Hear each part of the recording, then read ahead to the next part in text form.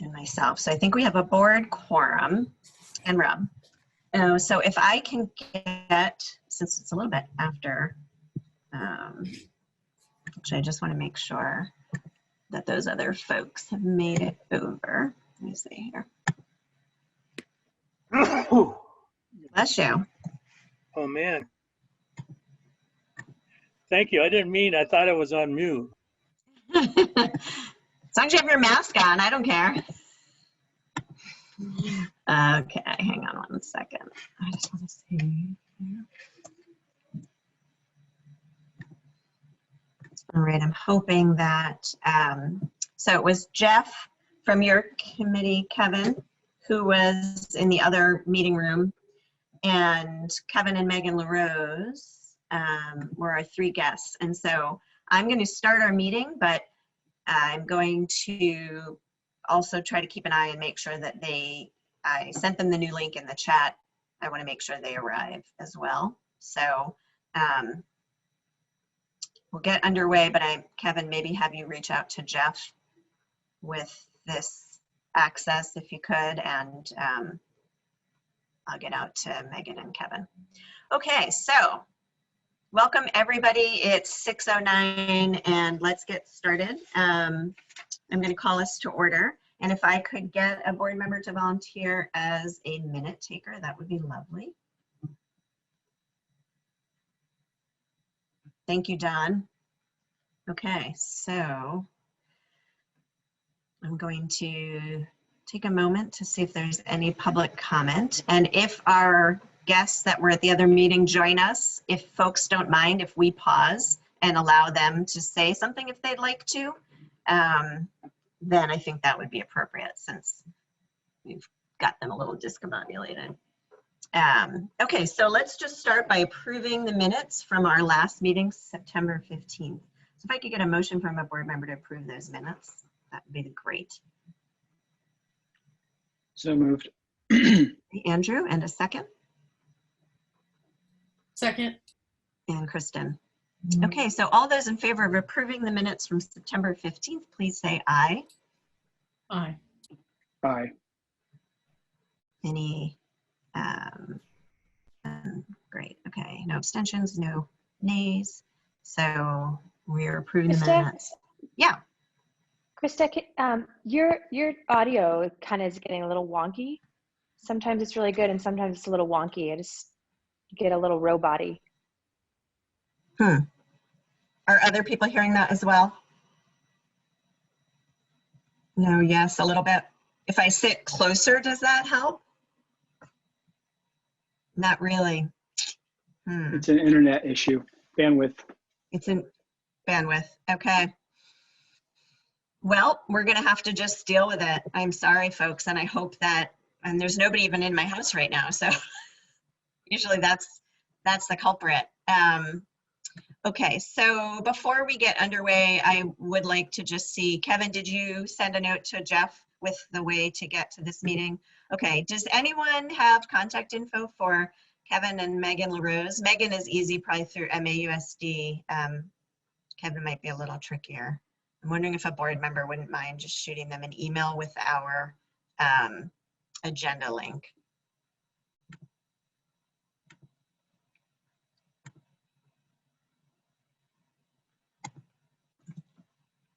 Anyone?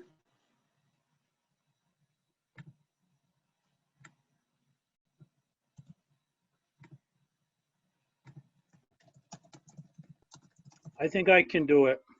Okay, awesome.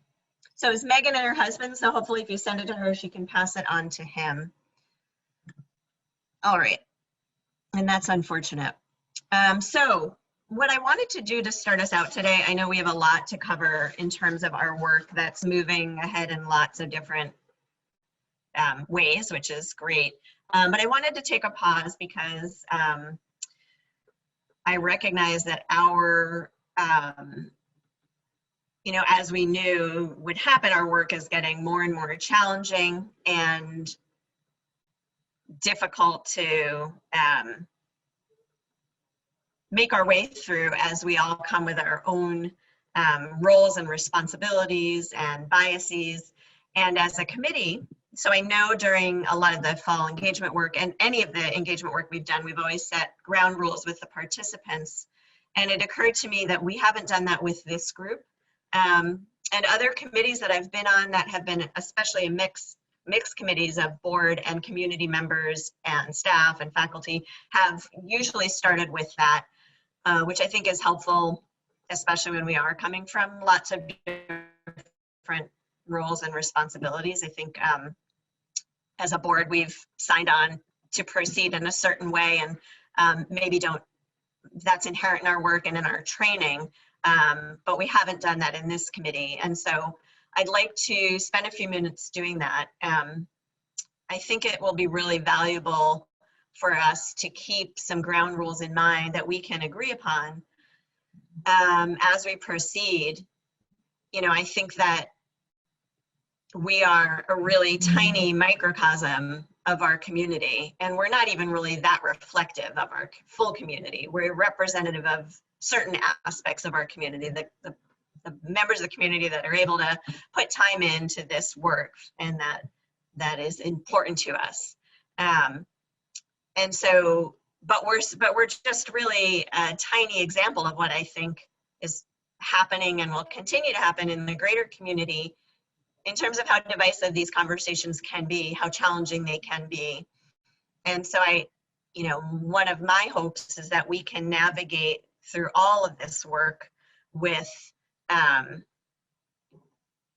maintaining as best we can the goodwill and the increased trust that we worked really hard to establish when we began this work, 2 years ago. And I think we put a lot of time and energy into that. And I think we've done a really good job with that. It's not perfect, and there's still a lot of work to do. But I feel like it would be a shame for us to not be able to hold on to that in some way as we keep making our way through some really hard conversations. So if we could take a couple of minutes, I think that would be really helpful. And I posted on the agenda an example of some group norms that I got from another committee I was on. And I wondered if we could just look at them together. And I'm going to attempt to pull them up on my screen and share that.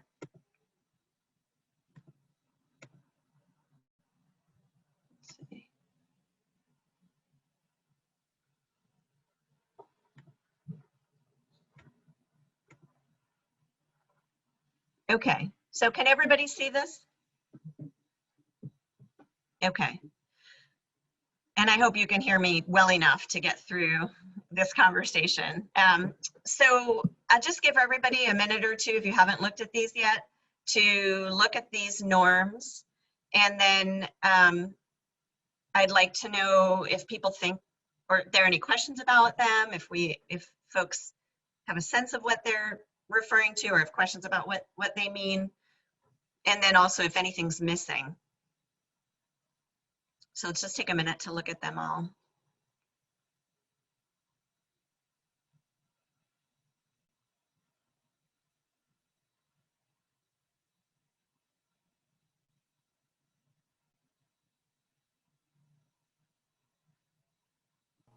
I don't know about anybody else, but I can't read what's on the yellow sticky. Okay, so I'll read that aloud. I can read them all aloud, actually. So they're take an inquiry stance, ground statements in evidence, assume positive intentions and take responsibility for impact, stick to protocol and hear all voices, start and end on time, and be here now. So I'm going to try to see if I can spot everybody by scrolling. Is there anything, and if I don't catch you, just speak up, if you think there's anything missing that we should add to this. Or also, if you have any questions about what any of them mean.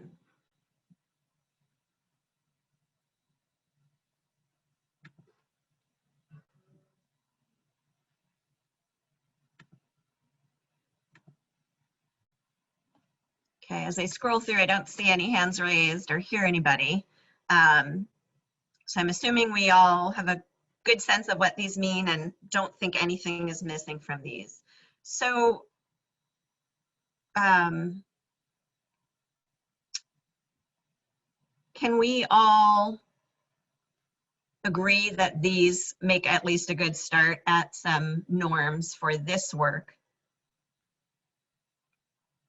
And I guess maybe I will look for some thumbs up if you agree that we can adopt these. Okay, great.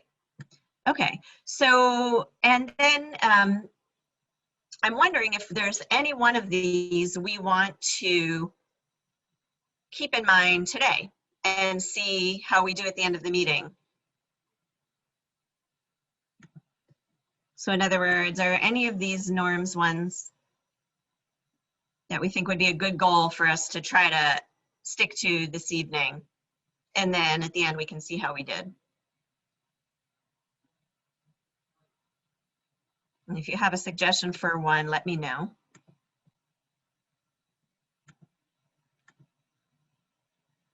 And I suppose conversely, at the end of the meeting, we can check in and see how we did on all of them. That sounds like a better idea.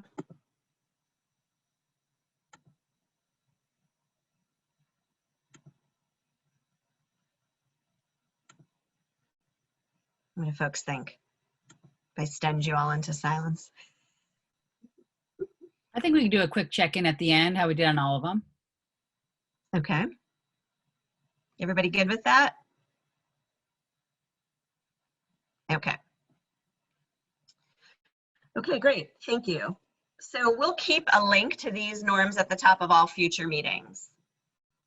All right. So I'm going to stop sharing so I can get to not have this full screen. And let's see where we are. Okay, so I have a bunch of different updates on the things people have been working on. And I wanted to start by showing everybody some updates to the website that I worked on with Jennifer in the district office today.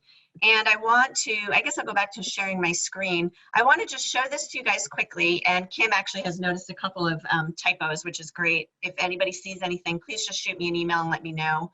We pulled this up yesterday or this morning pretty quickly.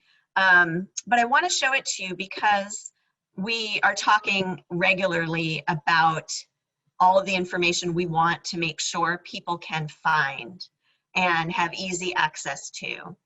And before this morning, I hope everybody can see the page, and I'm just going to scroll through it a little bit. Before this morning, this page was just a laundry list of so many different things that we've worked on as a committee. And what we tried to do is speak a little bit to what our focus has been in the most recent past, what we're doing right now, and ways people can get involved and informed in the work moving forward. And on the right-hand side of this page is a structure that's similar to many of the web pages on the MAUSD site, but includes some quick links for folks, overarching committee information. When you scroll down the page, though, at the bottom is additional info. And so this was first pass at trying to organize some of the key pieces of information that have been gathered so far related to our community engagement work in the fall and the State of the District report that came out of that, the NESDEC report, our core values, and so on and so forth. So I imagine that this is going to keep getting built out. And I'm hoping that now that we have a place to direct people, that it will be really helpful as we're moving through this work to know that that it's easy for people to get their fingers on key pieces of information. So this is a really first start at a holding space, you know, recognizing that there's lots more that's going to be put in here. But I would just ask that if you have any reactions or thoughts to this, and or if you see any like glaring typos or you know, incorrect information, that you please just let me know. And I'm going to gather all of that and share that with Jennifer. And also, if you have any really good ideas of ways to do this a little bit differently, I'm totally open to that. I looked at the Addison Central webpage and Addison Northwest as starting points. If we had lots and lots of time and resources and a web designer that was on staff, we probably could do so much more with this. But this seemed like a good place to start. Does anybody have any quick thoughts, comments before we move on?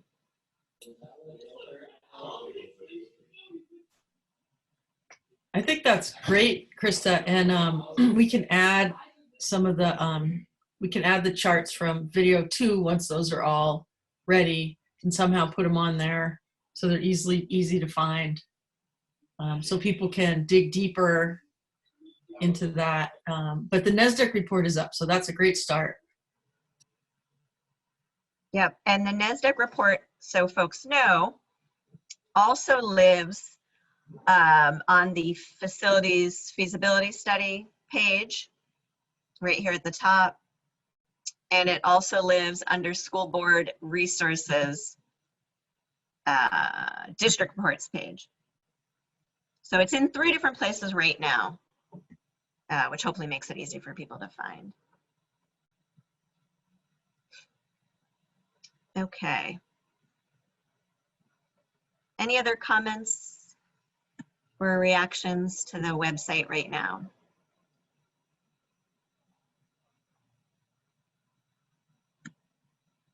Okay. All right, so I'm going to stop sharing and let's see. Okay, so next up is an update on the video short. So Kristen and Kim, do you want to talk for a little bit about where that's at? Well, this time we needed some of the data. We decided to go to show on there a 5-year, what things would look out in 5 years, because we didn't have those numbers. It went up to like 4 and then to 10. So those were reworked, and I got those from Floyd yesterday. So the script needs to be changed somewhat because of that, and because of comments that people made, and all the charts need to be sent to Ian. We've got some of those with him. So I would say that hopefully by tomorrow night, all of that will be to Ian, and he can do the first pass of the video. I think they've been working on it, but they're waiting for some more information from us. Does that seem right, Kim, at this point? Yep, he said he completed the first voiceover, so I think they're getting all the parts and pieces in place, and then we'll drop in the data once that's available. And we're in pretty good shape in terms of our timeline. We did put all of next week for final edits to the video with the release. I got to look at the date. I think the release date is the following week, first part of October. So yeah, so everything's moving along, and we should see I would think we'd see the first draft, what's today? Tuesday, by the end of the week at the latest.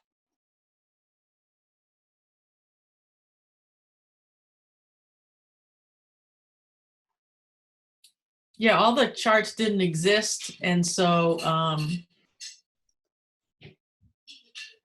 the central app, they've been very helpful in doing that. I think we might have one more to put together, but we've been able to use some of the ones we had already. So definitely one where we needed a lot of support, and that's been forthcoming for sure. Yep, and just to remind people, the first video was supposed to set the scene, basically to lay out what's happening and what this is all about. The second video dives into the financial realities primarily, as well as the assessment by the district of values identified at the community meetings, how we're going to dovetail the financial realities with the goals, educational goals. And then the third video is to look at potential options and opportunities to solve the dilemma that we have. And all along the way, encouraging people to share the information, to attend the virtual town halls that are coming up. And so it's one of many vehicles to get people attuned to what's happening with the board, with the district, with the community.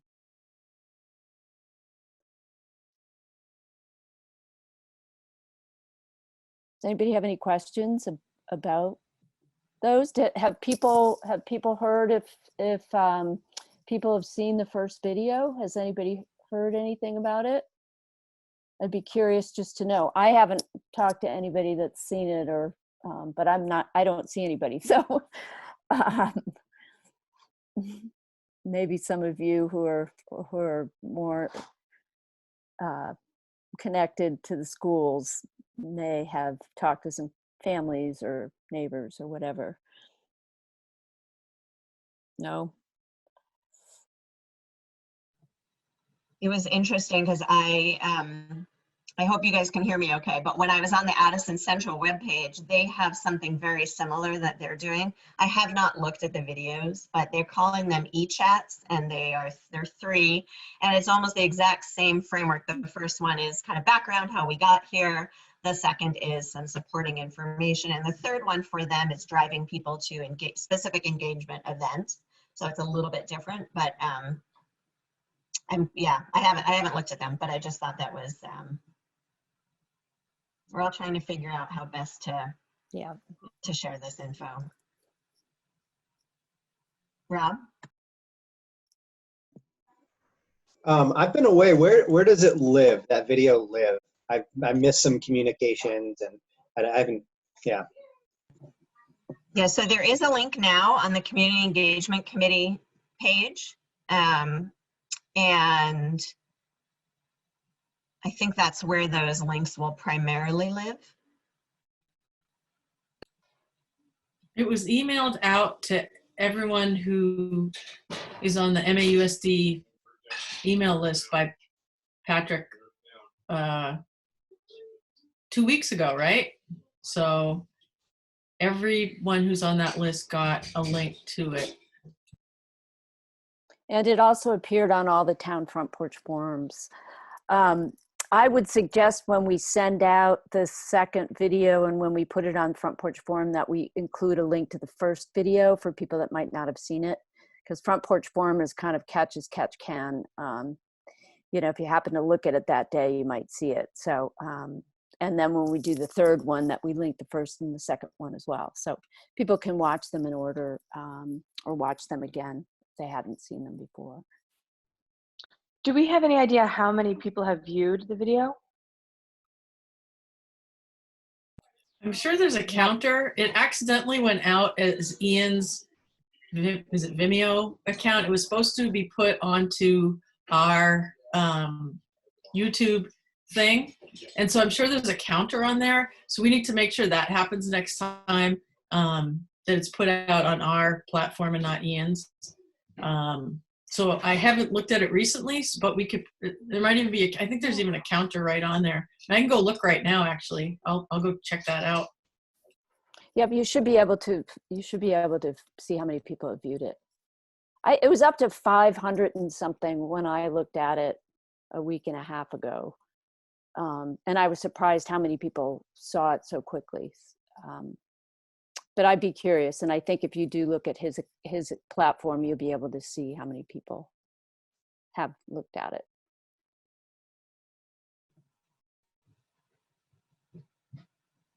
Rob? Just for Kristen and Kim, that the third video, more of the specifics. Are you going to be talking about the scenarios that the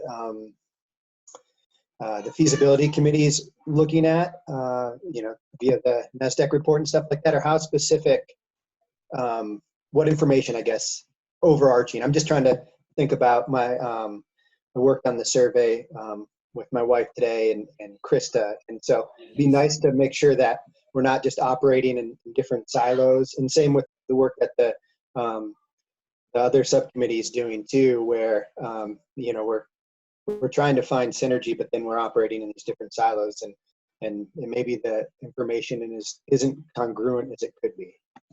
So Rob, you could read the video 2, because that has some of all that in there. We haven't started video 3 yet. We're still working on video 2, and we thought that part of the discussion tonight was to be what to put in there. Like I said, we're still working on 2 at this point with ideas of, I mean, I don't know what's exactly it's going to be. So, Chris, is that part of the discussion tonight? I mean, I think that we should have that conversation, yeah, because it should make sure that it's consistent with what might be asked in the survey and what information we're looking for. So, And I think, Rob, maybe what we should, can I just respond to Rob's question? You know, I think to keep in mind, you know, a video is literally 2 minutes, and it's voice and visual, and it's hard for people to absorb too much information in a 2-minute video when, you know, when they're trying to see what's going on the screen and hear what's being said. And so one of the things that we're realizing as we go is that we can't be really super specific, but that the goal overall is to get people, to make people aware of what's happening, to make people aware of the process, and to get people to attend the virtual town halls and to go to the website to really dig into the information. So, you know, there's no way we'll be able to outline the options in the NASDAQ study in the 3rd video. I think they had 8 different options or something.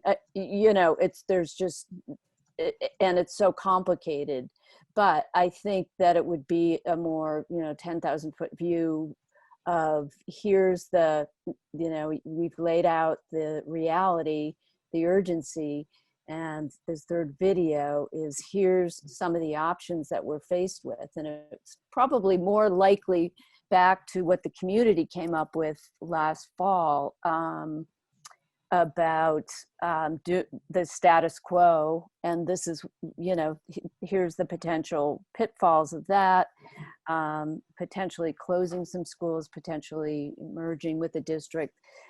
The fact that there are quite a few options on the table, and that we are going to be asking the community for their input in the survey about what they have an appetite for and what they would be willing to consider. So it's really more speaking to people about, here we are, here's the situation, we need you to be aware, we need you to ask questions, we need you to come to the meetings, and tell your family and friends, so everybody knows that this is going on.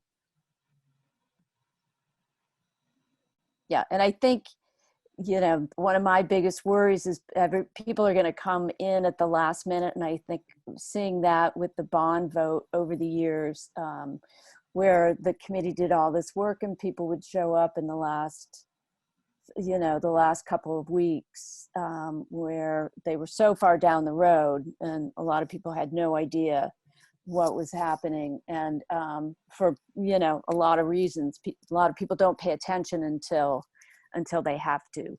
So the goal with, I think, all of this communication is just so everybody in the 5-town district is aware that the school board is facing this challenge, and the school board is looking to the community to come together to find the right path forward. So hopefully that answered your question in a long and roundabout way.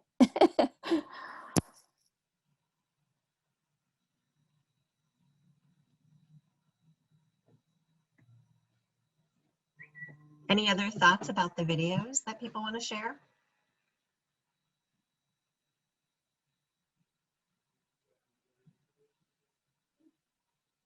I think it's great. I think you guys did a great job. It's really engaging, smart, quick. Yeah, I think it's great. And it was so nice that Ian lent his, because that's a whole skill set that he's giving. So that's awesome. Yeah.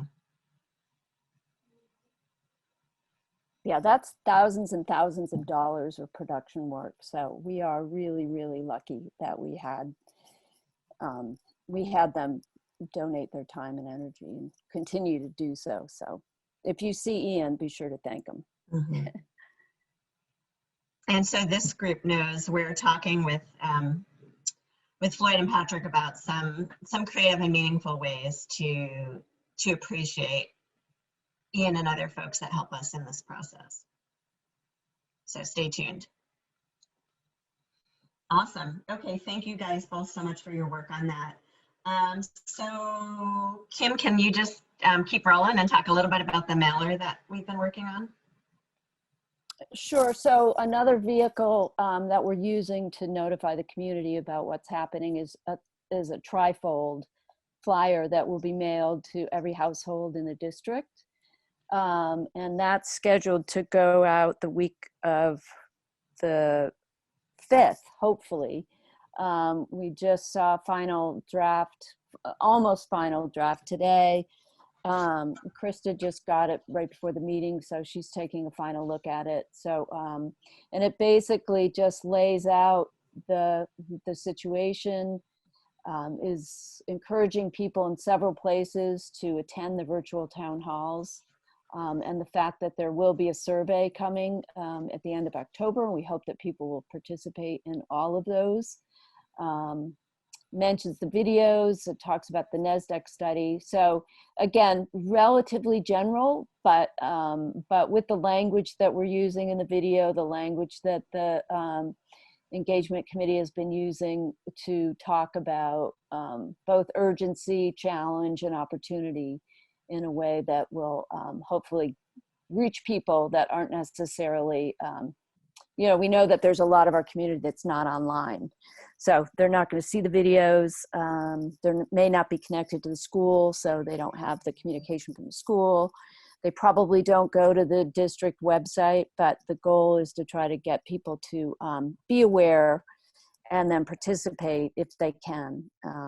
And then when it comes to October, I'm looking forward to hearing about the straw poll and about how we're going to ask people, because again, there's just so many people that are not online. So that's the reason for the mailer, is to get it into the hands of people that we don't normally engage with and can't.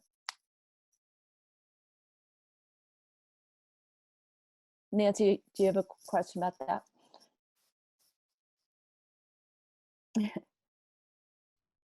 I'm wondering if it will be helpful, as we've been doing with the video scripts, to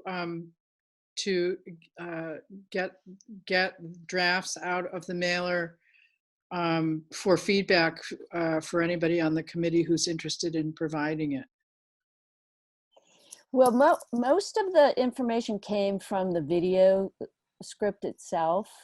So it isn't, and it went to Krista and Patrick and Dawn and who else? It went to the school board as well. So, so at this point, it's done, and I'd be happy to send it to you if you want to take a look at it. You can take a look at the draft, Nancy. I'd love to see it. Do you want feedback, or would you rather not have any?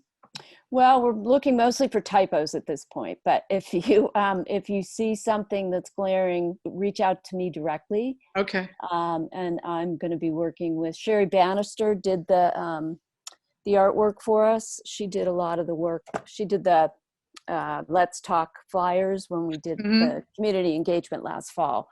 So she's done all the heavy lifting on the graphics and the content placement. So I've got a couple of minor things that she's gonna take care of. So I'll send it to you tonight. And if you could get back to me by tomorrow morning, that would be great. And if anyone else would like to see, I'd be happy to send it to you as well. Sally? Okay. And I'll just say that to that fast turnaround with the video scripts as well, it's a lot. I'm primarily the person who's collecting it and sending back out, and our timelines have been really short. So if we're missing feedback, that's on me for juggling the pieces and trying to ensure we get all of that. But I do feel like for the mailer in particular, the main goal was drive people to the website, encourage them to participate in the virtual town halls, and let them know things are, you know, there's some things we're grappling with. Last fall, before our first town conversations, we did a similar mailer, and because our timing was not long enough, New Haven received theirs after the New Haven conversation, and I'm still feeling the burn of that a little bit. And so anyway, it's not a perfect process. Please know that it's not deliberately trying to leave out any feedback or input. So we're trying to just move forward on a lot of fronts, but I would like to also say that for the video feedback, you know, that's greatly appreciated, and especially thinking about how we present information in terms of the time frame we use. You know, that feedback was really internalized and I think applied. You know, it's an example of different roles, responsibilities, and pressures, and sort of recognizing where people are at in this moment and feeling like thinking about anything beyond this moment is a challenge, and also recognizing that as a district leader, you have to be thinking beyond the moment. So, so anyway, feedback is really helpful, and just know that it's hard to always get in a timely and inclusive manner. Just, Kim, I'm working with kids doing remote learning tomorrow morning. So if you need it by the end, by noon, then don't bother to send it to me, because I'm busy doing something else. I won't have time to do it, but. Okay, well, I already sent it, so you can just look at it and tonight if you have a minute.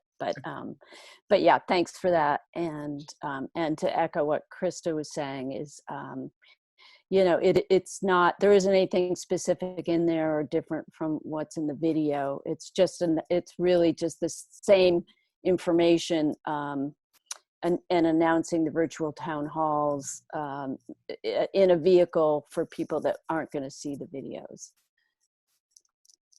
And I did find that 803 views of the video already. How does that do compare to your videos, Patrick? Are we beating you or you win? How many people watch your videos usually? Tens of millions, I'm sure. Oh, wow. Okay, never mind. Actually, I'm not sure. That's a lot of people. Those things have gone viral. I guess you're not aware of that, Kristen, but. I get calls daily to just jump ship and go do some other work. And I say, no, this is the place to be. This is where the good work is. No, I'm not sure. I haven't looked at the analytics to see what we're getting for hits on those. Thanks for joining us, Patrick. So how'd they do? Patrick was at his daughter's field hockey game. Yes, they won. So Mount A varsity girls beat CVU at CVU 3-2 in overtime. And it was a freshman in her first varsity game that scored the winning goal. So it was great. Wow. That's a big deal. That's fantastic. Great. Well, thanks for being here. And somebody else has joined us. I'm not sure who you are, Kay, the mysterious Kay. We had a couple folks go to the wrong place, and you may have been one of them. So feel free if you'd like to introduce yourself. And we did say at the beginning, since a couple of people were waylaid at a wrong meeting link, that we would allow people the opportunity when they did join, if they had anything for public comment. So if you'd like to unmute yourself and say a few words, please feel free to. And if not, we will just continue on with the meeting.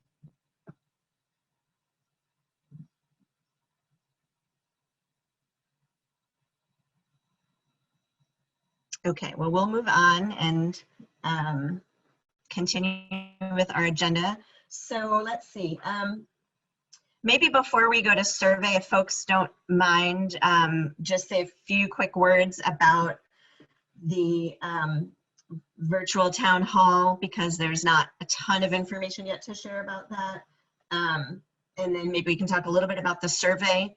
And also, if I might add, I think it would be helpful to get an update from your committee, Kevin, that was not on the agenda. I don't anticipate we're going to take any action, but I think that also will help inform the survey conversation. So if people wouldn't mind humoring me, and I'm giving Rob's wife a few minutes as well, because she's going to join us to talk a little bit about the survey piece too. So, so the virtual town hall, there's a couple of us who are going to connect with Sue on Friday. Sally and Rob and I believe. Anyone else is welcome. And she's going to help us to think about how best to format that conversation. So you may notice right now we're saying that it starts at 9 a.m. and it starts at 6 p.m. And that's deliberate because we're not quite sure yet what the appetite people will have for being on Zoom for much longer than that, and what we can cram into anything, you know, less than a couple of hours. So, so that's the dance we're going to do when we meet on Friday. But the general idea, I believe, and maybe if people think differently, then let's talk about it. But I think the general idea is that we'll have some sort of a presentation at the beginning to capture you know, what we're trying to convey about where we're at and the background behind that, and then have an opportunity for people to ask questions and to engage with that information. And so that's really kind of a rough sketch of where we're at. I think that, so the first event is on the 14th. So if our timing all works out, it would probably be great to be able to give Patrick some direction on what we might want him to speak to in that presentation. And so feedback from this committee would be really helpful, as would feedback from the board. So we'll probably build in some time for that before the first event on the 14th. But that's kind of the general idea. Stay tuned. After Friday, we'll figure out how to set up a link so we can start putting that out as well. Right now, people are just being directed to the website, which just pretty much says the date and the time. And we'll fill in the Zoom link information soon.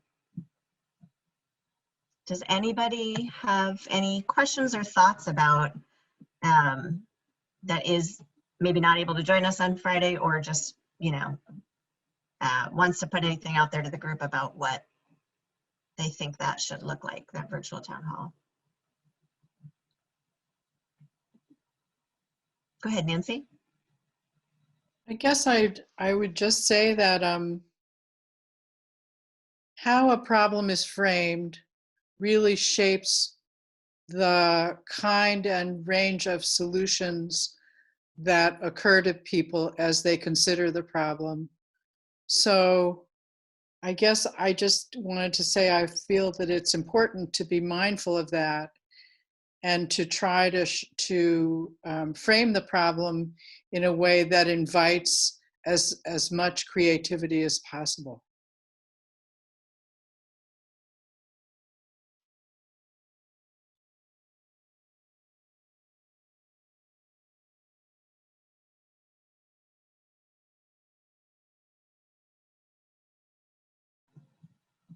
I say that with full understanding about, I mean, I share the board's concern about the financial issues it's facing. So I don't mean to diminish that at all, but how we frame it will really influence how people respond and what ideas that occur to them.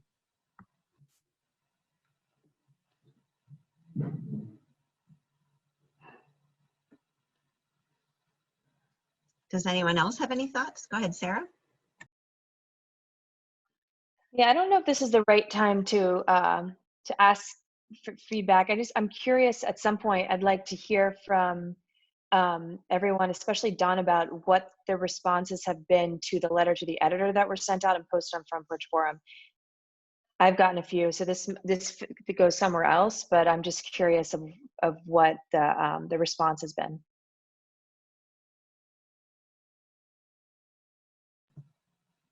What letter do you mean?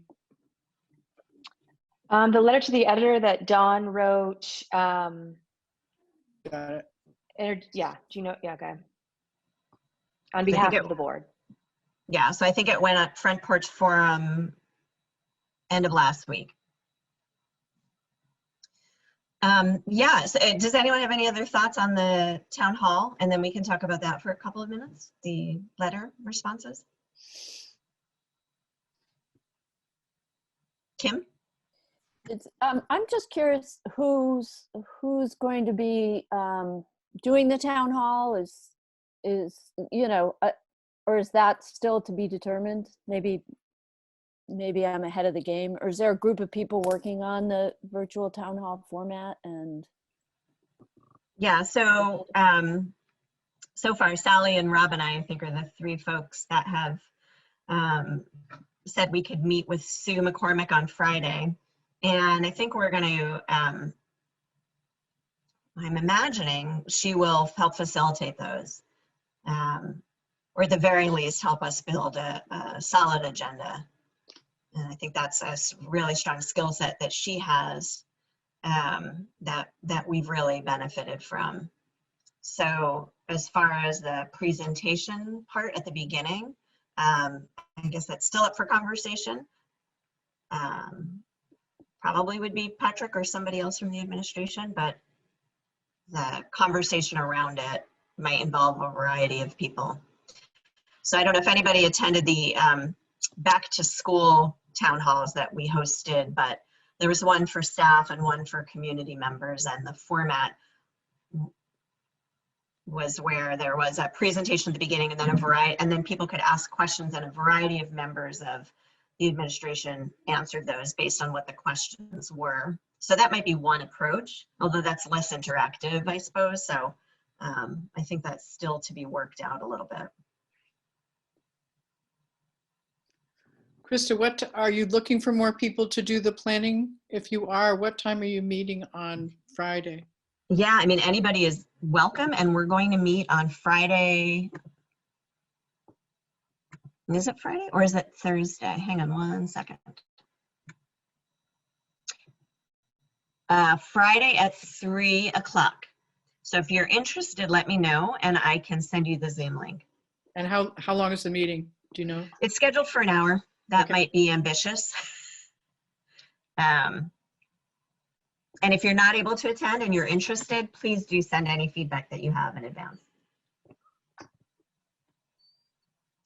Okay. Krista, I did yeah, just want to mention really quickly too. So I was talking today with a couple of other administrators about when and how and in what way to bring staff a little more into the fold as well, and feeling like that's an important step. Like I don't think it's a great approach necessarily for staff to always and only be hearing the same information as it's released out to the wider public.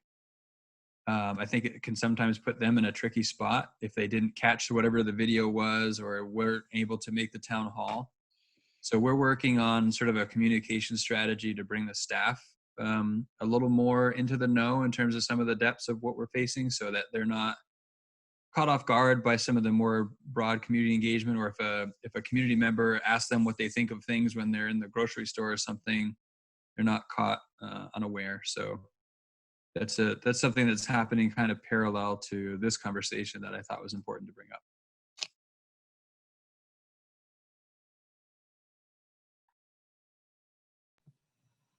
That's great.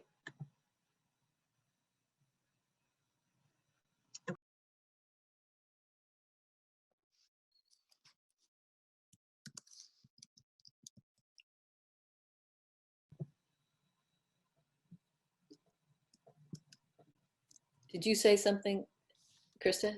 Did you call me? I was going to say, I was going to move on, but yes, I called on you, so go ahead. Okay. Okay. I was just wondering where that LTE is the letter to the editor from Don, was that in the Addison Independent like 2 weeks ago? Is it that one or is it something different? John, did you get a sense of when it was going to show up in the paper? It couldn't have been 2 weeks ago because I think it probably just got Oh, it hasn't submitted. gone out. But it was sent out to Front Okay. Porch Forum. Right, it was just sent out last week, so I haven't seen it. I've checked the website and it's not been posted yet, so maybe on Thursday it'll be posted. And then can I answer Sarah's question about response? So there was one response from Bristol, someone who just had an idea, and interestingly enough, it was an idea that was presented early on in the conversations. It was somebody who hadn't attended any of the conversations, but she just had an idea and sent it along, kind of thing. And then there were two from Lincoln.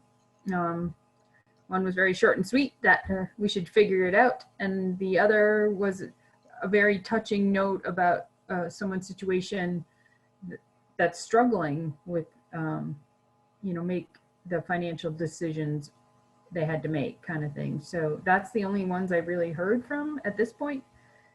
And I don't know that it's gone out to Robinson's or to Starksboro yet, because I went back when I was looking to see how many responses I got, and I didn't see that Caleb or Steve had responded. So I'm not sure that they've seen it yet to get it out in Starksboro.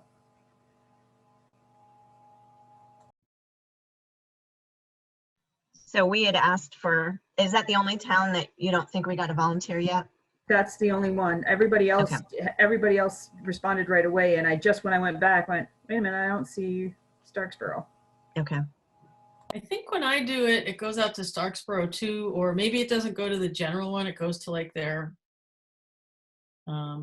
weekly thing, because I can click it and it goes to Heinsberg. It goes to Starksboro too, but that might not be like their main page.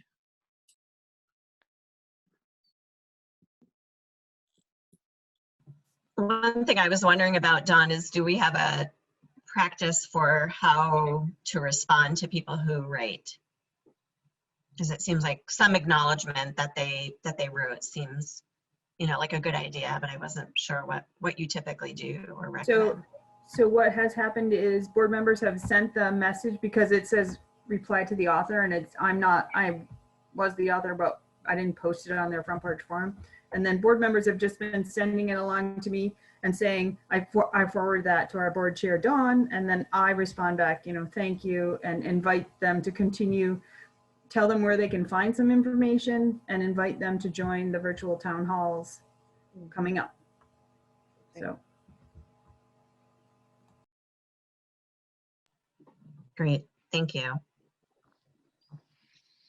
Okay, if there's nothing else on that, if we could get a quick update from, or perhaps not a quick, but an update from Kevin and his committee, and then we will talk about the survey.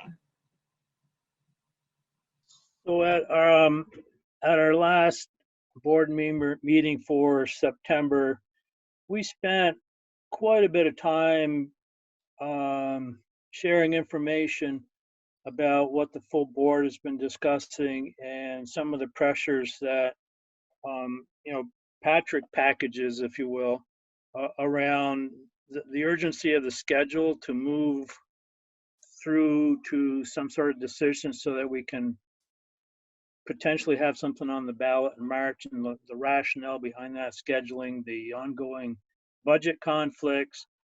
And we also talked about, and we talked about underneath the term triad, but basically the rub between tax dollars and brick and mortar, and quality of education or programming, as the slang typically is, and the pressures that each one of those creates on the others. So we spent a lot of time reviewing that.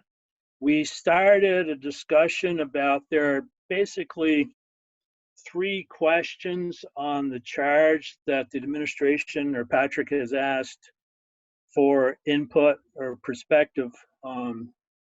And we sort of started talking about those. Basically, the 3 questions are, that we're going to be discussing are what are the advantages to kids and what are the advantages to a town of keeping all elementary schools in the town where the kids reside. Another one is what does the research say about the impact of closing a school on a community or town? And the third one is what are the advantages of keeping our middle high school in the 5-town area? So some of those questions are written with a certain amount of bias towards them, but part of the issue is to walk through that bias and understand what a perspective can be and start looking more at those questions over the next meeting or so. The other thing that we talked about or started talking about at our last meeting was a options matrix, if you will.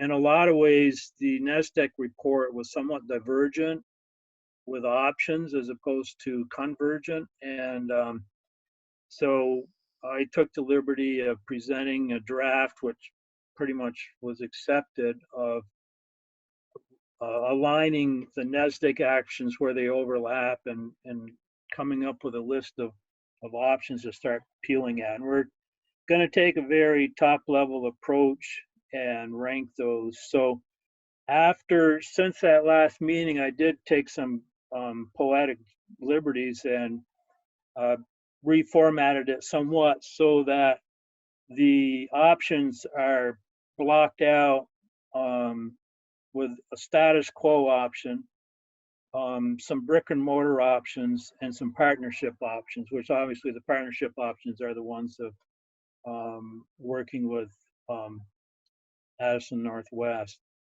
And so we're looking at the original charge options as well as the NESDEC options. Like I said, some of those things kind of meld together. And we're going to check those off against the community engagement values that were developed last fall. There's, I don't know, 10, 11, something like that. And the 3 charge questions that we're grappling with, plus some financial considerations that weren't really very loudly talked about in either one of those other activities. So this coming meeting, we are planning on working the questions and working the matrix, and hopefully people have been asked to come prepared with homework of completing the matrix, and it's a plus minus neutral type thing. It's not like 1 to 10 even or anything like that, to start getting some sense of which options are feasible and which ones are way out there, and we just need to stop talking about them and hopefully reduce those options a little bit for Patrick. The questions, if we can come out of this coming meeting with an outline that somebody can develop some narrative to them for their following meeting to kibitz, that would be a great goal to have. So we're chewing on a lot of stuff. Sometimes it doesn't seem like we're doing much, but we are being very deliberate with what we're doing and trying to look at various aspects, a lot of different aspects to rationalize and help support Patrick in rationalizing some of these options, which is very, very valuable to get input from a couple of community members, the rest, in particular. I think that's kind of where we're at, unless if anybody's got any questions or anything. I had a clarifying question. So can you just say again that, so what I heard you say is that there's a lot of different pieces you guys are looking at in order to come up with your recommendations for Patrick. And so there's the NESDEC scenarios and the matrix of the values and how those line up. Input from the community, and then the 3 questions, and those relate to town schools in particular and research around the value of having schools in your town. Is that kind of summarize the different components? Yeah, that's quite a bit of it. So And again, those topics have been grouped into, subgrouped or blocked out into programming, which is most of the values that came out of the fall engagement. And then dollars is another grouping, and then brick and mortar. So that, and then the brick and mortar obviously has, you know, the questions about community impact. You know, the underlying thing is what do we do with a surplus of brick and mortar? So yeah, I think you kind of captured it pretty well, Krista, and hopefully I concurred with what you said. Yeah, I think figuring out the best way to articulate all of that is maybe some of what our work could be, so people really understand all that's being contemplated. You know, even just hearing those 3 questions from you felt really reaffirming to me that that's not being forgotten. But I don't think we've talked about it in this group, and I don't know that we've talked about that in the community. So, you know, my understanding is that that our goal is to really figure out how best to weave the story of this thing we're facing and the ways we're trying to approach it. So it leaves me chewing on that a little bit, and I'm glad you shared that. What other reactions do people have?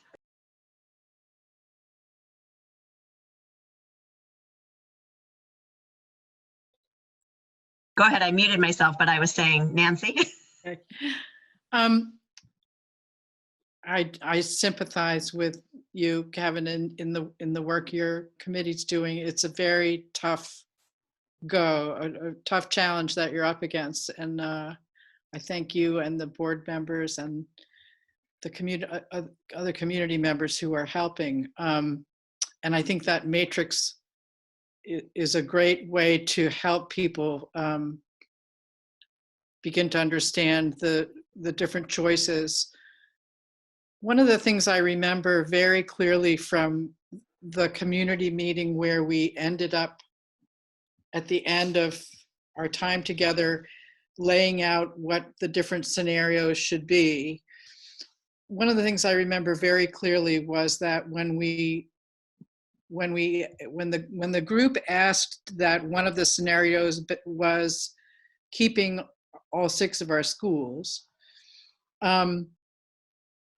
people were very explicit in their understanding, I think, already that that didn't mean keeping them exactly the way they are. So when you describe that scenario, Kevin, that one scenario as status quo, I feel the hair on the back of my neck go up, because that isn't what the group meant. Status quo means keeping everything the same. And it's true, that scenario is about keeping the buildings and the grade levels in the buildings the same. But everyone understood that some things would have to be quite different for that to be a feasible choice. So I just would ask that you call it keeping our 6 schools, or call it scenario 1, but please don't call it status quo, because that implies we just leave it the way we are and, you know, go over the cliff together. And that isn't what people meant. It's interesting that I've struggled with that a little bit, and it'll be interesting to see where the discussions go. We know, particularly after, you know, budget talks at board levels and what we talked in the facilities committee, that, you know, status quo is unsustainable. But there's impacts with that, and it'll be interesting to see what drives out and what the pluses and minuses that our subcommittees group comes back with underneath that title, and it's slaying, you know, and it's just the hitch that it has, and to see what happens with the pluses and minuses across that and the discussions that it generates. I used to be a high school English teacher, so I'm one of those people who believes that language shapes reality. So I really would just ask, because what we call things really shapes how we think about them. So if you wouldn't mind being mindful of that and call it scenario 1 or something generic like that, or call it keeping our 6 schools, but please don't call it status quo, because we know, as you say, that that's not sustainable. Okay.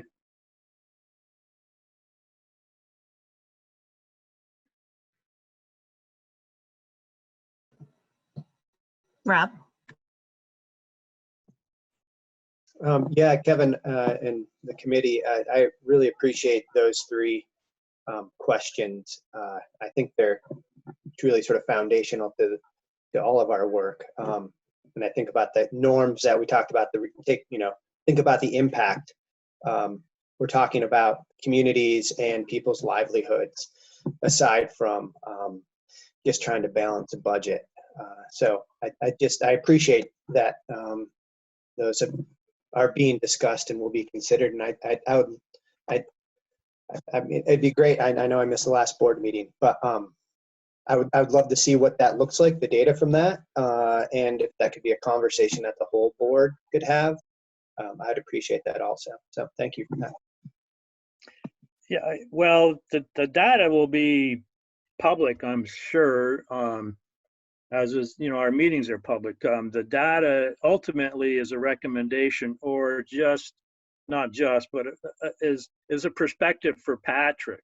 So I don't know, I guess I should just leave it there. So it's not like something that should be chewed on forever. It has an endpoint.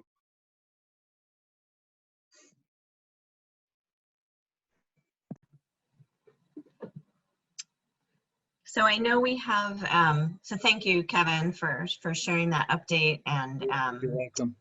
yeah, I think it's really helpful. And I probably should have had it in the agenda originally. So thanks for doing it on the fly. Mary, go ahead. I just have a quick question. So how does it work? Like, Patrick, have you ever, I'm sure you have, but like with the school leaders in all the 6 towns, or 5 towns, have you ever said like, hey, like, what would it look like? We know it's not sustainable. Status quo is not sustainable. How much would have to break and change in order to keep these facilities open? Like, just so we can have people have a realistic vision of what keeping these facilities open would look like. Yeah, I mean, we haven't talked specifically. I've been keeping them, thinking about our team of administrators, keeping them up to date with the conversations we're having. I'm sharing with them the same data that I've been sharing with other groups as we project out our financial realities, and share with them, how many positions that translates into. And then pretty quickly it starts to feel very significant in terms of the impact it would have on the program that we can offer. And again, so going deeper than that gets to be complicated now because there's so many decisions that would need to be made to speak very specifically to exactly what would happen. And it's really hard to have that kind of conversation 5 years out. But when I share with the admin team that, there's the potential, without finding savings in some other ways, of having to reduce by 93 positions over the next decade, they pretty quickly realize, wow, that's the equivalent of everyone employed at Mount Abe. And so it starts to put things in perspective in terms of what that would likely mean for the kinds of supports and opportunities that we offer students. And that's about as far as we've gotten in terms of depth of impact. And do you feel like from the 5 principals at the elementary schools, do you feel like they're all like, yeah, writing's on the wall, we got it? Yeah, I mean, I think everyone recognizes the writing's on the wall in terms of what we're doing is not sustainable, sort of to what Nancy was saying, that we can't keep doing what we're doing. Because I don't think anyone believes that the taxpayers are going to say, sure, forget about what our tax rate is. We'll just pay for whatever you need. We don't have any evidence to suggest that that's likely to be true. So with that assumption, the recognition is something's going to have to change significantly. And I think there's common agreement that we would like to figure out a way to make sure that our focus is on the kinds of supports and opportunities we're providing our kids. Because ultimately that's what makes the difference. That's, in terms of our charge. So my charge specifically from the board is to achieve the ends that they've set out. And I therefore delegate much of that responsibility to my building leaders and then down through teachers, et cetera, to help achieve that. And we recognize that, the kinds of programs and the kinds of supports that we can provide are the most essential to achieving those ends. So that's what's driving our conversations. And even way back before the board retreat last January, I had sort of a retreat with my administrative team and just sort of talked through possible scenarios, et cetera, and pros and cons, and said, so there's a lot of conversation going on in a lot of different places, but as educational leaders of this organization, if we could draw it up the way that we think it ought to be drawn up, forgetting about the emotions and putting all those other factors that are real factors aside for the time being, but purely from an educational perspective, what would we do? We developed some consensus around that. There was definitely divergent thinking, which I think is healthy and really important. And we were able to walk through that divergent thinking and talk about various pros and cons, and kind of came around a consensus of something that did look pretty different from where we are now. So I think everyone on the administrative team gets it. They all have their own thoughts and ideas about it. And I think they like a lot of folks in the community are really appreciative of the process and the dialogue, and know that we have to make some hard decisions. And again, coming back to that idea that status quo is not an option. That's not one of the things on the table. Something really significant needs to happen. And they are very much aware of that. And just really quickly, so it's not like one of the principals has come to you and said, I feel like we can make this happen and still provide an amazing educational experience for our K through 6. Yeah, no one has come to me claiming they have the solution that keeps all schools open, keeps all programming in place, and keeps taxes at a reasonable rate. Right. Definitely not all. Plenty of room for people to come to me with that solution. Or yet. Could I ask a quick question of Patrick and Kevin? As I'm doing video too, I'm trying to put together a picture of current operating capacity of buildings and planned operating capacity, the numbers that were in the buildings, October 1st last year, how many more kids can be put in each building. So current operating capacity is what's being used now, right? Is that true? And then planned operating capacity for the year, because those numbers are in most schools smaller than available space for kids. So just as I'm doing that,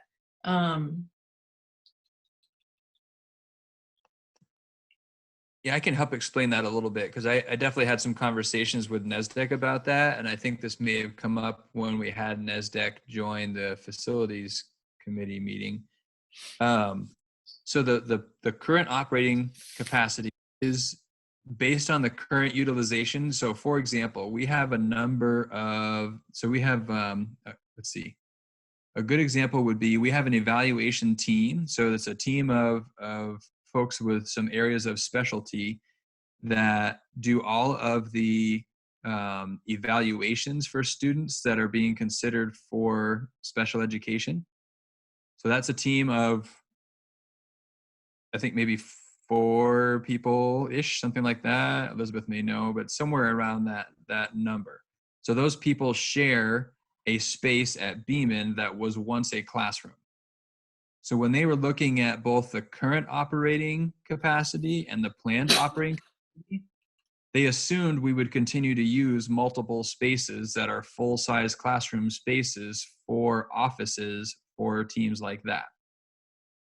Additionally, like there are multiple classrooms at Bristol that don't have any students in them because just because of the numbers, and those are team rooms. So NESDEC was really careful, and this is where their expertise as educators, as educational leaders come into play. They were careful not to make assumptions about what we would or would not do with our programming in the future. So they built both the current operating and the planned operating capacity on what they observed in terms of our programming and how we utilize space currently. I explained to them kind of that situation that I just articulated here with that example of the eval team, and said, part of what we're interested in is how many students could we have in those buildings if we utilize space differently than we currently are. And so in the footnote on the bottom of each school's page where they have that information, there's a note that talks about if some changes were made. I forget exactly how it reads. This would be the capacity of that building. To me, that's the actual potential capacity for students in those buildings. So that should be the number used. Okay, that's what I thought, but the terminology was not something I'm familiar with. So thank you.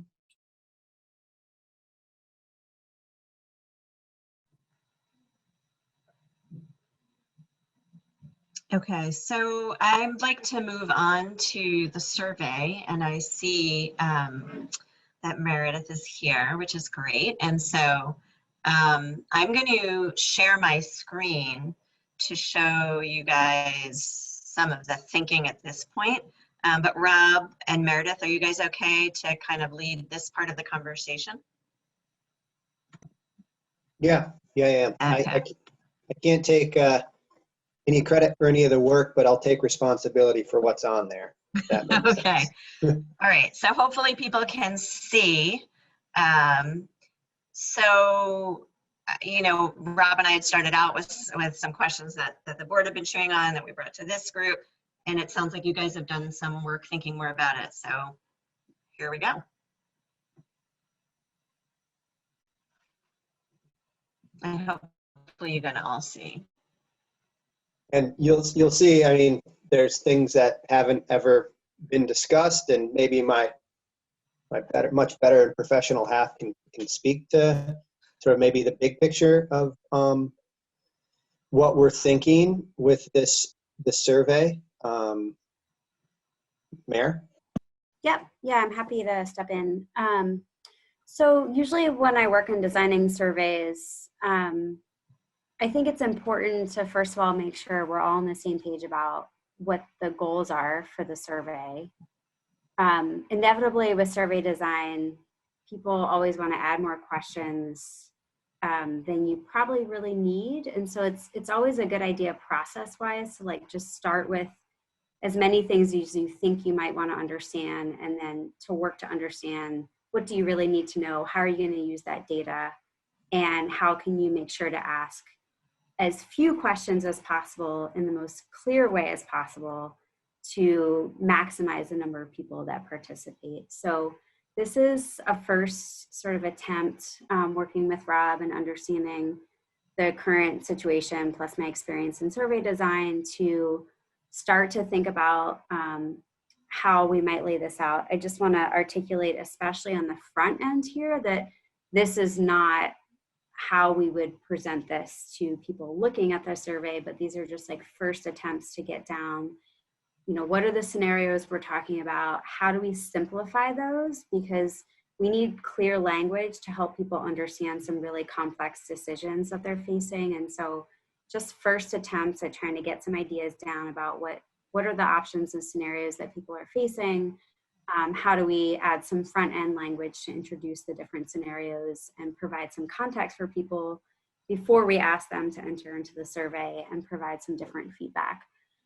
So I say all of that by just saying like this should be an iterative process. By no means is this like a perfect attempt. It's really just everybody works better when with something to look at as opposed to nothing to look at and we're all just like, let's put ideas down on the Google Doc on a live Zoom call because that's no fun for anybody.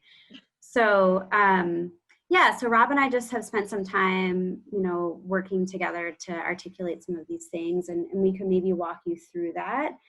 And I guess what I would say would be like the most helpful thing for a short call today would be maybe if we walk you through to start, like big picture, here's the things that we've got out there, and then things that would be useful for me to understand are there questions that we're not asking that you think are important?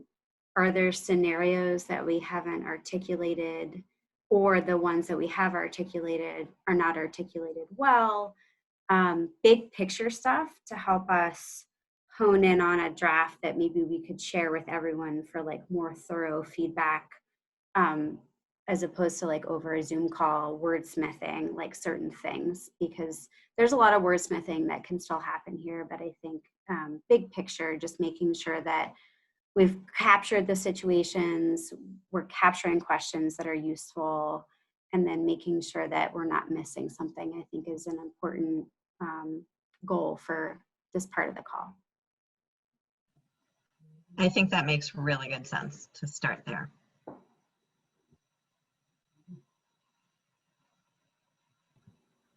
So I'm happy to lead that conversation if that's useful. We could just start, since Krista's sharing her screen, I could just share a little bit about how we describe the scenarios, and then I could work through the different questions that we created. And are there, just because I haven't joined a call before, is someone taking notes? Are there minutes being taken that would help? Yes. Okay, perfect. Yep. I just want to make sure that if there's suggestions that they're not missed. Yep. So originally what we were thinking about for the introduction is, recognizing that a lot of people that are going to get this survey will not have a current understanding of what's going on in our district, right? So as Patrick described earlier, he thinks that, his principals and other people have a good understanding of the situation. The average household, the average voter probably doesn't have this level of nuance. So I think it's really important that you provide an introduction in the survey in the moment in which people are taking it, with a little bit of background. Rob shared with me the sort of one pager that was put together, which I thought was really well done. I think you could pull some language from that to just very simply on an introduction page, talk to people about your current situation. I'm noting language I heard earlier about using status quo versus other language. So again, I think we can wordsmith those things, but I think you want to use this opportunity. Like, I guess what I would impart here is that, people don't love taking surveys. I'm sure none of you love taking surveys. And so like, as someone who does this for a living, it's like, I'm always trying to figure out how much can what can we gather from people in the moment that they engage, right? So we should not assume that anyone has read the direct mailer before they take the survey. We can't assume that people have made those connections, right? So we need to introduce enough at the start of the survey and ask enough questions in this moment in time to hopefully capture the data that you need down the road to make informed decisions. Because what we don't want to do is have to go back to people in 3 months or 6 months, because you're going to lose people's participation. And so I think it's just important to try to provide upfront some introductory text, framing the situation, pulling from the direct mailer that you've already sent out, and then introducing those different scenarios that are on the table. The ones that are here, I realize some of them are ones you've talked about, some of them are not.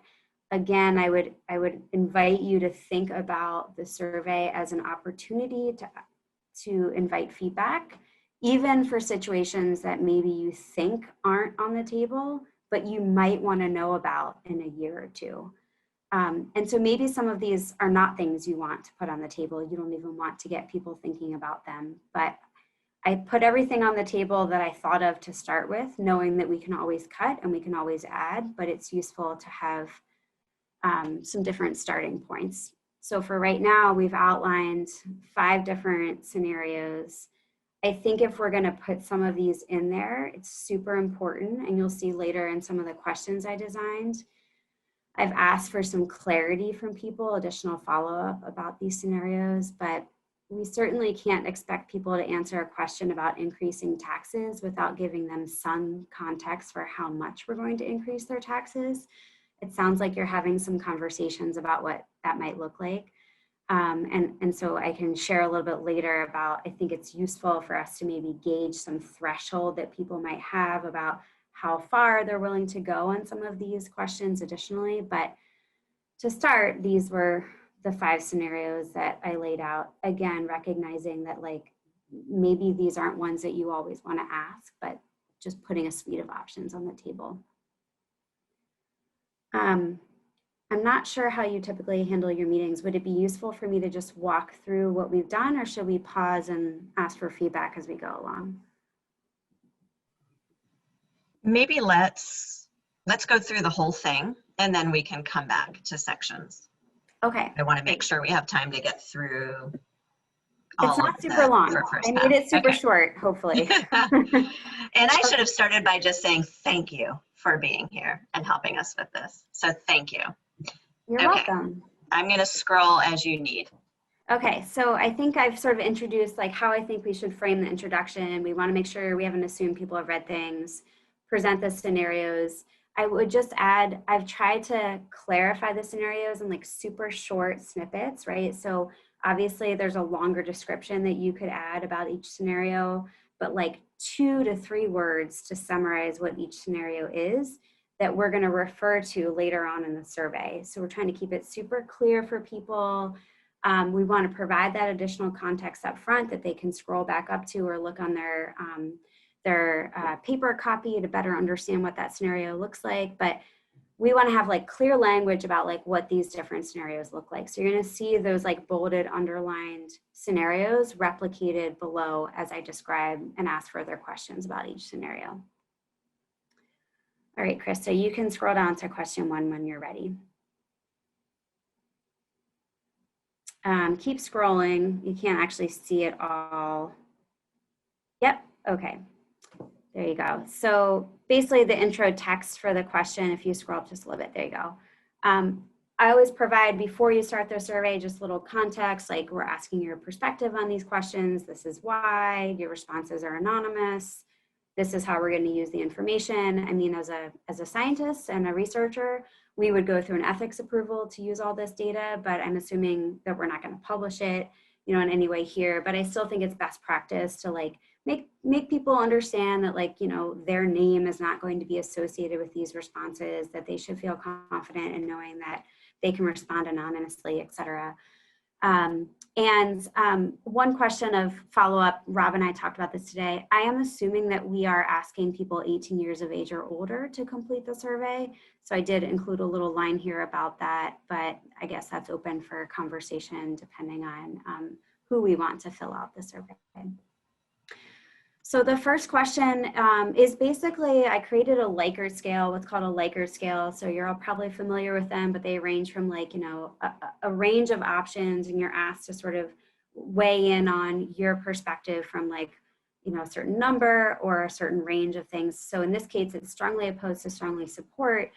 And I presented the different scenarios as above. And here, what I talked to Rob about was, I think this is the right kind of question for you, because I don't think that you want to ask people to rank questions. First of all, ranking questions in my experience, or ranking scenarios, is a mess, because without proper bounds, everyone will say that everything is most important. They'll all say everything is a 1, and that's not helpful.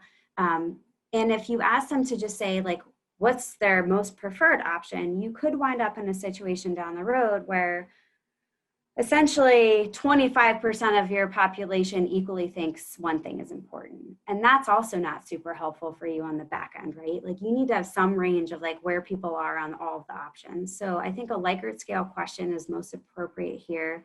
What you'll get on the back end is the percent of people that, you know, support or oppose all the different options across all of them. And that will allow you to have some sort of ranking across all of the questions.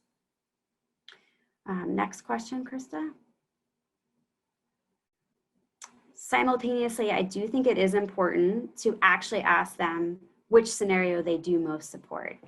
So you could have someone on the first question say they strongly support everything, but when you ask them to really choose one option, that's also going to give you a different data point. So you will simultaneously know, like across the range of options, how strongly opposed or supportive people are, but you will also have a single data point that tells you which option people most support. So if you get a 20% equal break across all of these on question 2, you still have question 1 to go back to see like, what's the second best option? So the 2 questions can work together really effectively. And then the next series of questions I put together were what I perceived to be important information for you to better understand across some of these specific scenarios. So there's one related to increasing taxes, one related to closing schools or the school scenario, and then one related to salary cuts. Again, all of these are amenable and changeable, but I think it's useful for us to get some threshold of like, where are people willing to say yes or no? And hopefully we'll have some upfront information from the school board about the extent to which we're talking about raising taxes to make this feasible, or the extent to which we're talking about closing schools. But I still think it's useful to understand people's threshold for how much they're willing to go in a certain direction on some of these specific scenarios. So this one's related to raising taxes. And again, all of these specific numbers are changeable. Next question, Krista. The fourth question is, again, I don't even know if this is on the table, but I was just dreaming up like all the potential scenarios that people might think about. You know, this is if their salary cuts were on the table, you could frame a question similarly, like how willing are people to cut salaries in different ways. I wanted to add, you know, I work at University of Vermont, and so like we recently had a situation where we had staff salary cuts, but only for people making a certain amount of money. So another option we could add here is like only cutting salaries for people who make more than like $40,000 a year, for example, which is what UVM did. So we might want to think about that if this is an actual option that's on the table. Question 5. So here I tried to ask a number of questions about different scenarios related to closing schools or the school scenario. I think it's really important to think about how willing people are to close their own school versus closing other schools, merging with other districts, or Krista, if you scroll down further, the last part is about, again, these are ideas, don't know if they're on the table, but keeping the elementary schools open, but merging like the high schools and middle schools. So all of these scenarios and these options are totally open to change, but just trying to get some ideas out there about how we could dig into some of these different situations at greater depth. And then next question, Krista.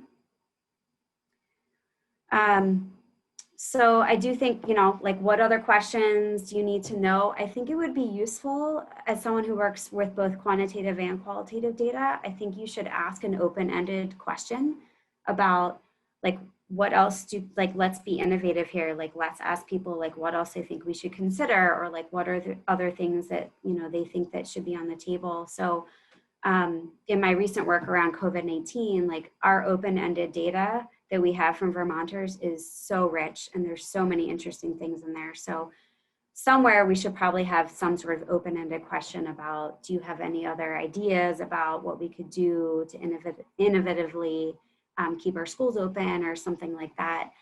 And then really just a couple of demographic questions. And as I talked to Rob about earlier today, when you think about asking demographic questions, there is a little bit of a tendency to just say like, let's find out everything about everyone. I think you want to restrict yourself to understanding what you want to know demographically to help you understand, in light of results from a certain demographic group, what you would do with that information. So don't just continue to add more demographic questions to better understand who responded, but really think about the fact that if you find out, for example, that, you know, men versus women have really different perspectives. How would you use that information? Would you do outreach to a certain group to, help you talk to that group that might have a different perspective? So I think it's useful to gather demographic information, one, to understand, like, are we representative of the district at large? But also it could help us at the analysis stage, we can understand, like, okay, how do people from Lincoln versus Moncton think about these issues? How do men versus women think about these issues? How do older Vermonters versus younger Vermonters or people in different income brackets think about these issues? So the ones right now that I put out was town of residence, relationship to the school district, I think is really important. I think, people who've had kids in school, might have kids in school, attended, Mount Abe, worked in the school, like, these are all going to be things that might affect how people respond. How old they are might affect it. And other demographic questions I would say we could consider are their income bracket, especially if we're talking about raising taxes. For low-income Vermonters, that's a heavy ask, and it's a significant burden, like a disproportionate burden potentially on low-income Vermonters. So we might want to better understand their perspectives to address messaging around some of these issues. But yeah, that's where we're at so far. We're trying to keep it super short and sweet, and this is a first pass. So I look forward to your thoughts and your feedback on this. That's fabulous and so helpful. And I'm looking at the time, and what I was thinking, and I hope this sounds okay to everybody, is we've got about 10 more minutes, gets us to 7:55, and then we can kind of go back to our norms and close. So let's just take a few minutes to pause and share initial reactions.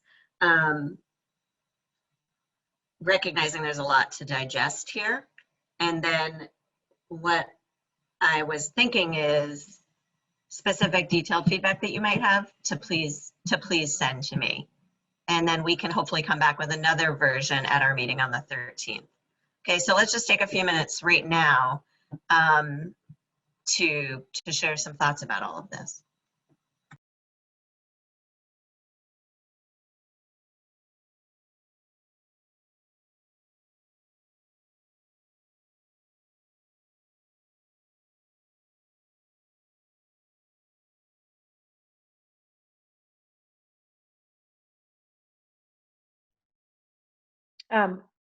I would just like to thank you so much, Meredith, for putting this together and all the thought thinking that you and Rob have done around this.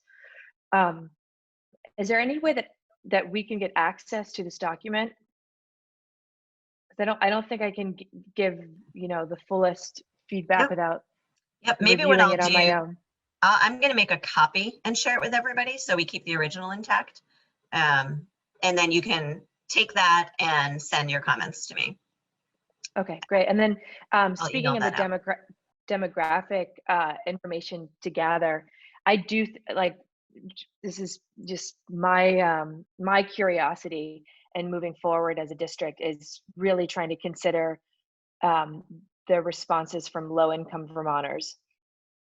I feel like that's a bracket that we may not hear from as often as more fortunate Vermonters. So I would definitely like to see that question in the survey.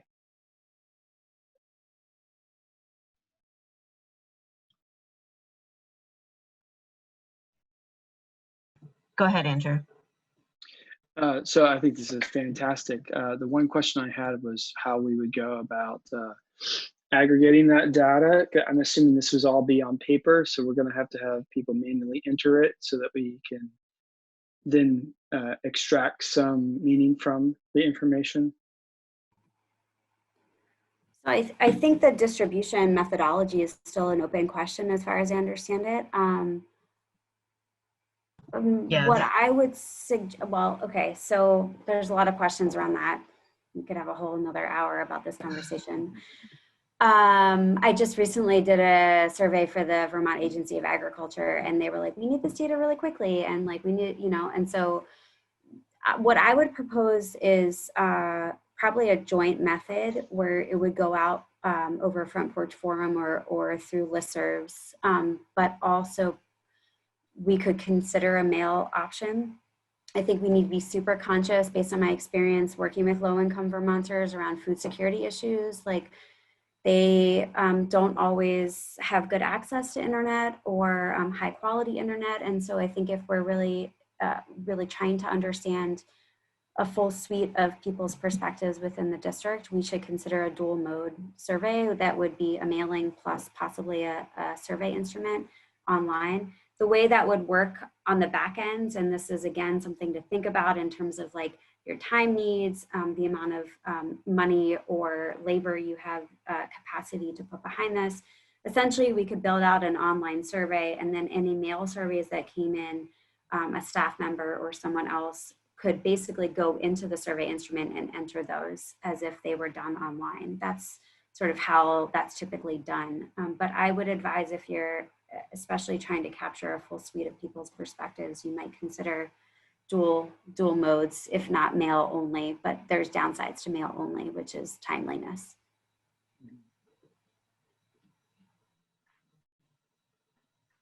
Nancy? Meredith, it's great. It's so interesting to hear you talk about this work and how you approach it. I'm just fascinated. A couple of things I wonder about. One is,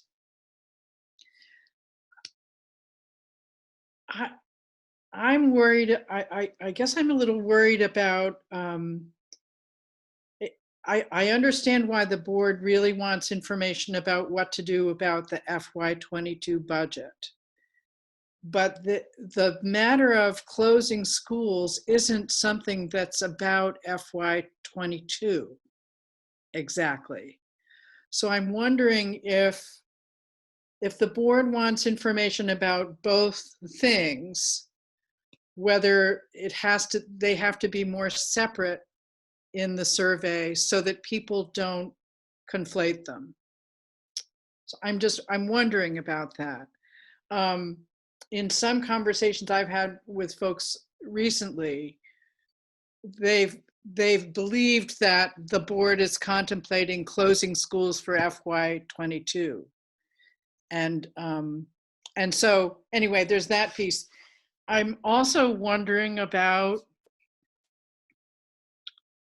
that word programming, and whether I know that, I mean, the way many people would answer questions about programming depends on what programming we're talking about. But I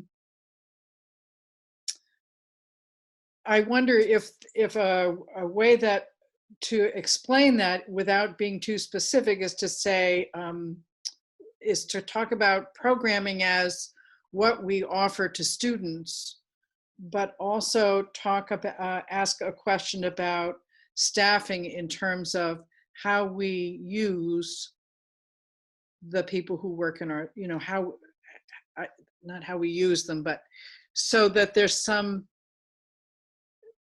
so I'm just wondering about that. And my other wonder is whether this group is committed to bring to whatever is collected. Well, there are two other things. What Meredith, this is a question for you. What percent return would you consider something that the board could rely on? But also, I'm hoping we would agree that we'd want to bring some of this, bring the results, whatever they are, back to the people of our communities. And I wonder what you think about that too. Yeah, all really great questions, Nancy. Thank you. Let me address those in order. I took some notes here. So I think that we can absolutely ask about different timelines. So if I'm sorry, I hear you. we can absolutely ask about different timelines. So if there are things that are on the near-term horizon versus the long-term horizon, or we want to gauge people's willingness in short versus long-term horizons, we can phrase these questions in that way. So as people look at this draft, and maybe Krista, I can add some notes after our call to the Google Doc that you could put into the version that you send to everyone with some of these prompts about that. That would be really helpful. I ask lots of time horizon questions to people all the time. So asking them to weigh these different things across those time horizons is a really good point. So we can build that in if that's something that's important to the board.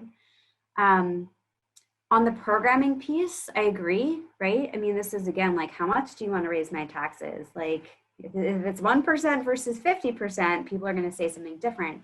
Is it athletics? Is it academics? Is it extracurriculars? So we could also think about if there are maybe a couple of buckets that we might want to broadly think about as we frame programming, so that it's not so broad, because, you know, chemistry is very different than drama and art. You know, there's just different, people have different priorities, right? And so I think we might want to better understand some of those priorities so we could expand that bucket. This is actually a very short survey as it is right now. I don't want to get it too crazy, but I do think we want to make sure that we have good data that helps you make decisions, as opposed to something that's so broad that it's not actually really helpful for you. And then on your last couple of points, in terms of response rate, it would be useful for me to better understand the number of people in the district that are 18 and over, the number of households in the district. Those are all things that I would need to better calculate a response rate. So we could calculate a response rate, at least in terms of the number of people we had back. We might also potentially be able to calculate a response rate by household. The good news is that the bar is somewhat low for surveys. Generally speaking, over a 20% response rate, if we know that the demographic responses correspond accordingly to the district's demographics, I would feel okay about that. 20% is not ideal. The best survey I've ever done was 87%. The worst was 15%. So I'm hoping that we would be somewhere, you know, above 15. Hey, let's aim for 87 and see, you know, what we get. But I think what's really important is to better understand if the people who've answered your survey reflect the characteristics of your district. And that's where we want to make sure we capture enough demographic information to have some sense of being able to say, like, wow, we had all high income people respond to this survey. And we know that we've missed a massive part of the district. So that's why we also want to ask some of those demographic questions so that we can gauge that on the back end and make sure that our response isn't overly biased in one direction or another. And then to answer your last question about bringing results back to the community, absolutely. This is something I do in my own research. I put out research briefs on all the surveys I do and the work that I do as a scientist, and those are all publicly available and go back to the community people I work with. So I hope that we could do that here as well. Thanks. So we're at 7:56. I'd like to pause here and give us all some more time to digest all of this. And I will follow up with an email of a copy of the survey, but with additional comments, Meredith, or if that includes like fleshing out what a timeline option might look like or what programming buckets might look like. So when you're ready for that, let me know, and then and you can send that to me, and then I'll send out to this group. And I'm also thinking, and then this is a conversation that maybe Patrick and Don and I can have about how we can get this same info to the full board, and perhaps even see if Meredith would consider giving a mini presentation to the board, because just really understanding these questions is so integral to the decisions that we're going to be contemplating. So it'd be great to get all of that input. And Krista, I was just going to offer a process question too.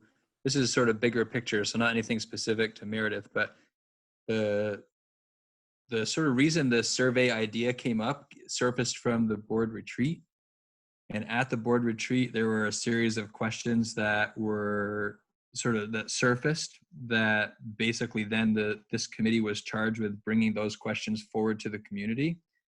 And there are some additions in the draft that we just saw that there are questions there that were not surfaced at that board retreat. So I think it's important to circle that back to the board and make sure that the questions reflect the board's desire.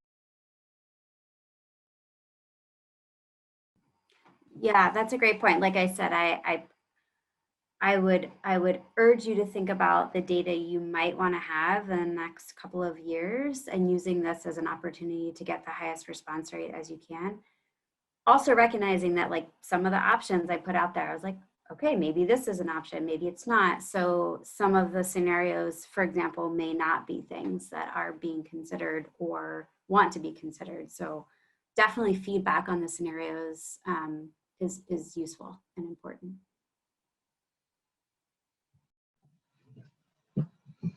This group meets again on the 13th, and I know that original hope was to get this survey out at the end of October, but the full board doesn't meet until the end of October. So we might want to talk about a special meeting where we can get as many board members together to, if Meredith and Rob are willing, to just go through this piece again, because I think that will really be helpful. Okay, any last comments on the survey? Sally. I was just going to say that also we just had that discussion, sort of like Meredith has presented it on this recording. So if the other board people needed it soon, there is this recording and the additional comments right on there. Yep, thank you. That's a good point. Okay, so we said we would take a moment. Oh, go ahead, Nancy. Other thing, I'm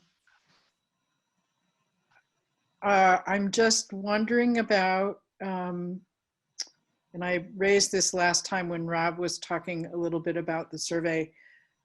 I'm just wondering about how much background information related to particular questions people are going to need to answer in a way that to understand what the background of what they're being asked. So it's just a question on my mind, and nothing to answer tonight, but something to consider.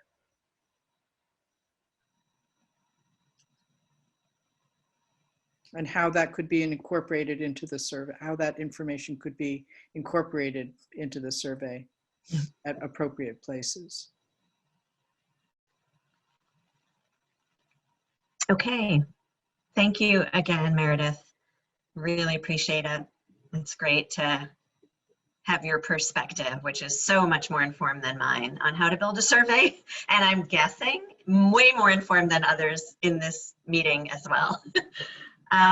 Okay, so we said we would take a minute to revisit the norms and how we did on following those in this meeting, and we'll make that practice moving forward. So I don't know how best to do it, so I guess I'll just ask for a thumbs up if you feel like we stuck to what we set out to achieve as far as the way that we move through our meetings and our group norms. Great. Okay, and we also said that we would have a moment for visitors business for anyone who joined late or didn't get the right link. So take a moment here. I think there's still just one visitor. And if you'd like to say anything, feel free to go ahead. I think that's me. This is Megan LaRose. Oh, I'm so glad you joined us, Megan. Go ahead. I think I'm on Kevin's name. We've done some jockeying, but Meredith, I think your survey is really fantastic, and I would just ask the board to consider. I'm a parent, by the way, of a senior, and so when you made a comment about 18 and above, that really struck me because my son can vote in the presidential election, and he'll be graduating from Mount Aid, and I would really love to hear his voice on a kid who's gone to both Lincoln and Bristol in elementary school, and as a family that's had my kid in Lincoln and Bristol, and as a teacher, I feel there's a really fine line sometimes between what you're allowed to do depending on what hat you're wearing. So I wonder if we can maybe really consider marrying this line between relationship that we always talk about with students, and why couldn't the guidance counselor and the student who knows how to do Google surveys every day meet coinciding with their family to make sure we hear from every family. So maybe I'm just wondering what the lines are, and if we can maybe help connect people through the kids, through the school. Megan, can I just ask, are you talking about as far as increasing survey participation, or are you talking about getting the student voice, or both?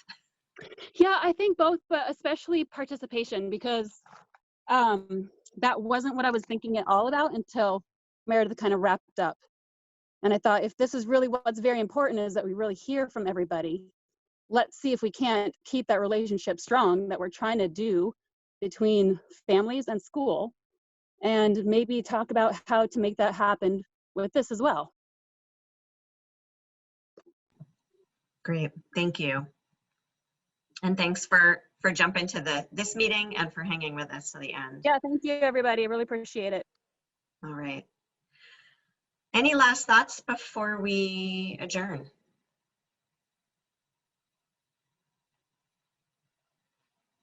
Okay, so I will just look for a motion to adjourn from a board member. A motion to adjourn. Okay, Andrew, and a second? Oh, second, Rob. Rob. Okay, all those in favor of adjourning, please say aye. Aye. Aye. I think you guys are the only two left to vote, so. All right, thank you so much, everyone. We'll convene again on the 13th, and you'll be hearing from me via email with some more follow-up info. Thanks so much. Krista. Thanks so much. Bye. Bye.